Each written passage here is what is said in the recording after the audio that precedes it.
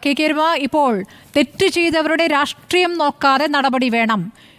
ഇത് CPM നേരത്തെ തന്നെ പറഞ്ഞ നിലപാടാണ്. അപവാദ പ്രചരണം നടത്തിയത് ആരായാലും നടപടി വേണം. ഇത് പറഞ്ഞിരിക്കുന്നത് MV ജയരാജൻ.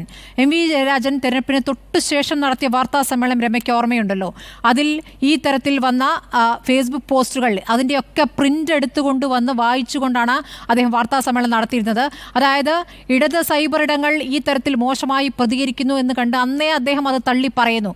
അപ്പോൾ എവിടെ നിന്നാണ് ഇതിൻ്റെ ആവിർഭാവമെന്ന് അദ്ദേഹത്തിന് കൃത്യമായി അറിയാമെന്നാണ് ഞാൻ മനസ്സിലാക്കുന്നത്. പക്ഷേ ഇന്ന് DYFI സംസ്ഥാന ഘടകം ഈ തരത്തിലുള്ള തീവ്ര വർഗീയത ചെലുത്തുന്ന പോസ്റ്റുകൾ ഷെയർ ചെയ്ത DYFI നേതാവിന് പൂർണ്ണ പിന്തുണ പ്രഖ്യാപിച്ചിരിക്കുകയാണ്. രമ, ഇതെങ്ങനെ ചെന്ന് അവസാനിക്കുമെന്നാണ് കരുതുന്നത്? ഇത് ഈ വിഷയം സത്യത്തിൽ ജയരാജൻ അന്ന് ഒരു മുഴ മുന്നേ എറിഞ്ഞതാണ്. ജയരാജന് ആ സമയത്തെ അറിയാം, CPM-ന്റെ സംസ്ഥാന നേതൃത്വത്തിനും അറിയാം ഇത് ഇടതുപക്ഷത്തിന്റെ ഭാഗത്തു നിന്ന് വന്നതാണ്, ഇത് കോഴിക്കോട് ജില്ലയിലെ നേതൃത്വം കൂടി അറിഞ്ഞുകൊണ്ട് നടത്തിയ ഒരു പ്രയോഗമാണ് എന്നും ഇതൊരു നാടിനെ വലിയ ഒരു കലാപത്തിലേക്ക് നയിക്കാൻ ഉതകുന്ന രൂപത്തിലുള്ളതായിരുന്നു എന്നൊക്കെ അവർക്ക് നന്നായിട്ടറിയാം. അന്ന് UDF-കാരാണ്, ഷാഫിയാണ് എന്നൊക്കെ പറഞ്ഞ് ഷാഫിക്കെതിരെ ഏറ്റവും അവസാനം പോലും ഇലക്ഷൻ കഴിഞ്ഞിട്ട് പോലും ഷാഫിക്കെതിരെ സംസാരിച്ചു കൊണ്ടേയിരിക്കുകയായിരുന്നു ഇവർ. പക്ഷേ കോഴിക്കോട് ജില്ലയിലെ CPM-ന്റെ നേതൃത്വം അറിയാതെ ഇതുപോലെയൊരു സ്ക്രീൻഷോട്ട് ഉണ്ടാക്കാനോ ഈ ഒരു ഇതുണ്ടാക്കാനോ വേണ്ടി അവർക്ക് സാധിക്കില്ല. ഇപ്പൊ DYFI നേതാവ് റിബേഷ് രാമകൃഷ്ണൻ ആണല്ലോ ഇതിനകത്ത് ഇപ്പം ആദ്യം പോസ്റ്റ് ചെയ്തു എന്ന് പറയുന്നത്. പോലീസ് പറയും, നമ്മളാരും അല്ല കണ്ടെത്തിയത്, പോലീസ് പറയുന്നത് അങ്ങനെ ഒരു ഇത് പറയാൻ പോലീസിന് കഴിഞ്ഞ അത്രയും ഗാഢമാണ് ഇതിന്റെ വിഷയങ്ങൾ. കാരണം ഇതിനകത്ത് CPM-ന്റെ റോള് വളരെ വ്യക്തമായിട്ട് പോലീസിനുൾപ്പെടെ മനസ്സിലായത് കൊണ്ടാണ് ഈ ഒരു ഇതിലേക്കെങ്കിലും നിഗമനത്തിലേക്ക് അവരെത്തി പുറത്തു പറയേണ്ട ഒരു അവസാനത്തെ ഒരു സാഹചര്യത്തിലേക്ക് അവരെത്തിയത്. നേരത്തെ വടകരയിലെ പോലീസോ മറ്റൊന്നും ഇത് അന്വേഷിക്കാൻ പോലീസ് ഫോൺ ഉൾപ്പെടെ സ്റ്റേഷനിൽ കൊണ്ടുകൊടുത്തിരുന്നു. അവസാനം ഹൈക്കോടതിയുടെ ഇടപെടലിന്റെ ഭാഗമായിട്ട് മാത്രമാണ് ഇപ്പോൾ ഒരു അന്വേഷണം നടന്നത്. അപ്പൊ അത് അങ്ങനെയൊരു റിബേഷ് രാമകൃഷ്ണന് മാത്രം ചെയ്യാൻ കഴിയുന്ന ഒരു കാര്യമല്ല ഇത്. അത് ചെയ്തിട്ടുണ്ടെങ്കിൽ അതിന് കോഴിക്കോട് ജില്ലയിലെ CPM-ന്റെ നേതൃത്വത്തിനും കൂടി അറിവുണ്ട്. കാരണം ഈ പ്രദേശത്ത് വടകരയിൽ ഏത് വിധേനയും ജയിച്ചു വരാൻ അതിനൊരു അടവ് അവർ എടുത്തതാണ്. അത് വർഗീയമായിട്ട് ആളുകളെ ചേരിതിരിവുണ്ടാക്കി മതപരമായി വോട്ട് ചോദിക്കുക. രാഷ്ട്രീയം ഒന്നുമല്ല, രാഷ്ട്രീയമൊക്കെ വിട്ടു.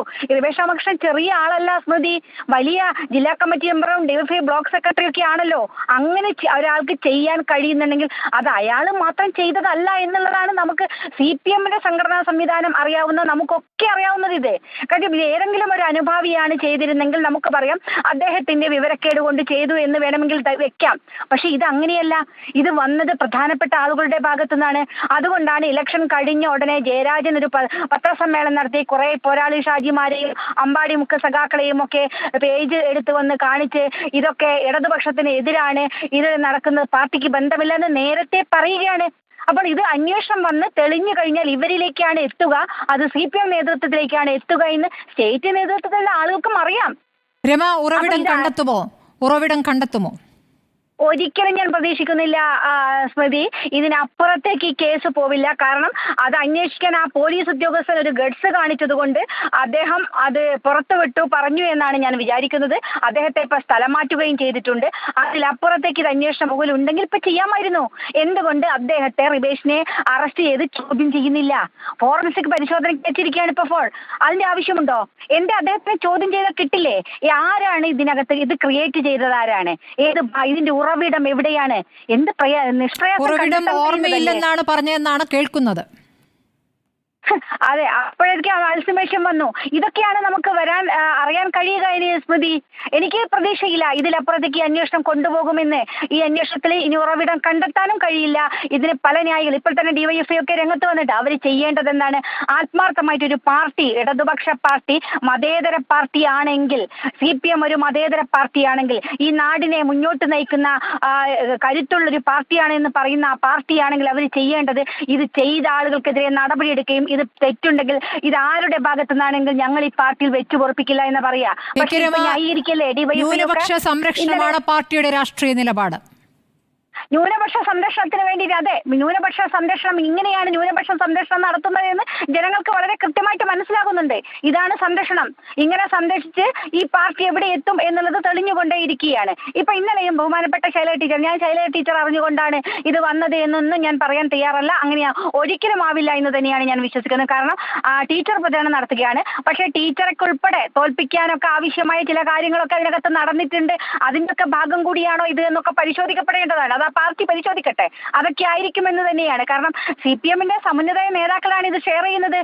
എങ്ങനെയാണ് KK ലതിക ഈ പോസ്റ്റ് ഷെയർ ചെയ്യുന്നത്? എന്നിട്ട് അന്ന് തന്നെ ചോദിച്ചപ്പോൾ ജനം അറിയണ്ടേ എന്ന് പറഞ്ഞു എന്നാണ് പറഞ്ഞത്. അപ്പൊ ജനം അറിയേണ്ടത് എന്താണ് അറിയേണ്ടത്?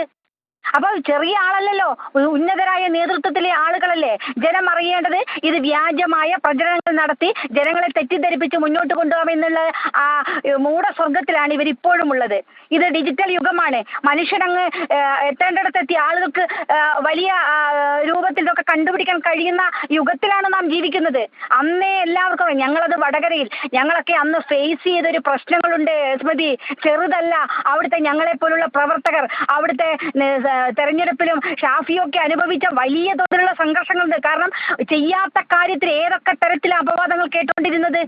പല രൂപത്തിൽ എന്റെയൊക്കെ പേജ് വ്യാജ ID ഉണ്ടാക്കിയിട്ട് മനോരമയുടെ പേരിലൊക്കെ എത്ര പോസ്റ്റുകൾ ഇവർ ഷെയർ ചെയ്തു. ഏതൊക്കെ തരത്തിലൊരു തെരഞ്ഞെടുപ്പ് പ്രവർത്തനത്തെ അലങ്കോലമാക്കാനുള്ള ഒരു ശ്രമം നടന്നു പാർട്ടി. എന്തേ ഈ പാർട്ടി ഇപ്പോഴും ഇതിൽ നിന്ന് പിന്തിരിഞ്ഞു പോവാത്തത്? എന്തേ ഇവർക്ക് ഇത്രയും അനുഭവം ഉണ്ടായിട്ട് പഠിക്കാത്തത്? പാഠങ്ങൾ പഠിക്കുന്നില്ലല്ലോ അവരിപ്പോഴും ന്യായീകരിക്കുകയാണല്ലോ. ഇത് ചെയ്തത് തെറ്റാണെന്ന് പൊതുസമൂഹത്തിന് പറയുകയും അവർക്കെതിരെ നടപടികൾ എടുക്കാനുള്ള നിലവിൽ ന്യായീകരിച്ചിരിക്കുന്നത് DYFI സംസ്ഥാന പ്രസിഡന്റാണ്. നാളെ MV ഗോവിന്ദൻ പാർട്ടി സംസ്ഥാന സെക്രട്ടറി മാധ്യമങ്ങളെ കാണുമെന്ന് പറയുന്നു. ന്യായീകരിക്കാൻ സാധ്യത കുറവാണെന്നാണ് ഞാൻ മനസ്സിലാക്കുന്നത്. കാരണം ഇതിപ്പോൾ MV ജയരാജന്റെ പ്രതികരണം ഇപ്പോൾ വരുമ്പോഴും തെറ്റ് ചെയ്തവരുടെ രാഷ്ട്രീയം നോക്കാതെ നടപടി വേണമെന്ന് തന്നെയാണ് അദ്ദേഹം ആവശ്യപ്പെട്ടുള്ളത്. അപ്പോൾ ഈ കാര്യങ്ങളൊക്കെ വളരെ ആദ്യം തന്നെ മനസ്സിലാക്കിയ ആളാണ് MV ജയരാജൻ എന്നാണ് എനിക്ക് തോന്നുന്നത്. അല്ല, തെറ്റ് ചെയ്തത് ഒരാൾ മാത്രമായിരിക്കില്ല സ്മൃതി. അതാണ് ഞാൻ പറയാം, കോഴിക്കോട് ജില്ലയിലെ നേതൃത്വത്തിന് പലർക്കും ഇതിനകത്ത് പങ്കുണ്ട്. ഒരു വ്യക്തി മാത്രം അറിഞ്ഞുകൊണ്ട് ഇത് ചെയ്യാൻ കഴിയില്ല. ഇതിന് വ്യക്തമായ പ്ലാനിംഗ് ഉണ്ടായിട്ടുണ്ട്, ആലോചന നടന്നിട്ടുണ്ട്. ആ ആലോചനയുടെ ഭാഗമായിട്ടാണ് ഇതുപോലെയൊരു പ്രയോഗം നടത്തി മറ്റൊരു തലത്തിലേക്ക് ഈ ഇലക്ഷൻ ക്യാമ്പയിനെ മാറ്റാമെന്നുള്ള കുബുദ്ധി അതിനകത്ത് ഉണ്ടായിരുന്നത്.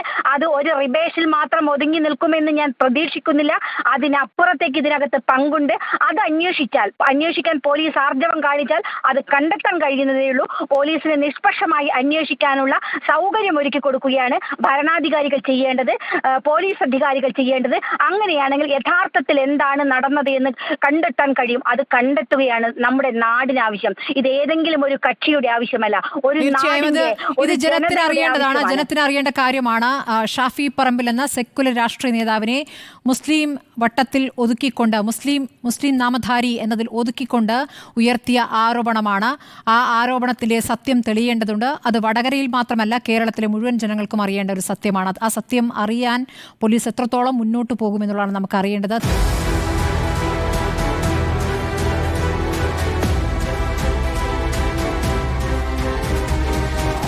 ഡിബേറ്റ് വിത്ത് സ്മൃതി പരുത്തിക്കാട്.